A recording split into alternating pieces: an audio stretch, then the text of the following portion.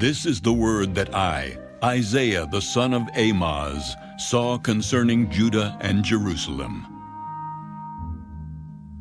Now it shall come to pass in the latter days that the mountain of the Lord's house shall be established on the top of the mountains, and it shall be exalted above the hills, and all nations shall flow to it.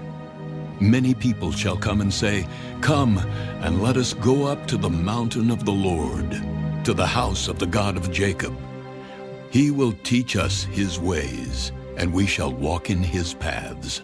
For out of Zion shall go forth the law, and the word of the Lord from Jerusalem. He shall judge between the nations, and rebuke many people.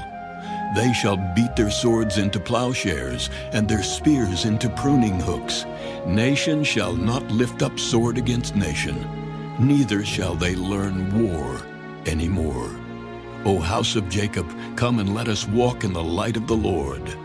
For you have forsaken your people, the house of Jacob, because they are filled with eastern ways. They are soothsayers like the Philistines, and they are pleased with the children of foreigners. Their land is also full of silver and gold, and there is no end to their treasures. Their land is also full of horses, and there is no end to their chariots.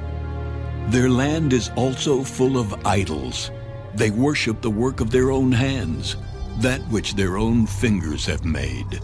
People bow down, and each man humbles himself.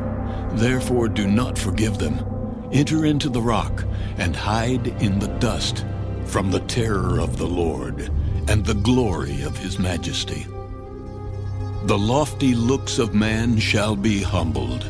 The haughtiness of men shall be bowed down. And the Lord alone shall be exalted in that day.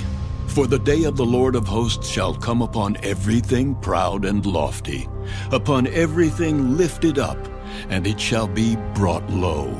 Upon all the cedars of Lebanon that are high and lifted up, and upon all the oaks of Bashan, upon all the high mountains, and upon all the hills that are lifted up, upon every high tower, and upon every fortified wall, upon all the ships of Tarshish, and upon all the beautiful sloops.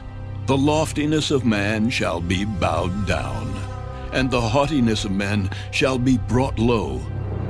The Lord alone will be exalted in that day, but the idols he shall utterly abolish.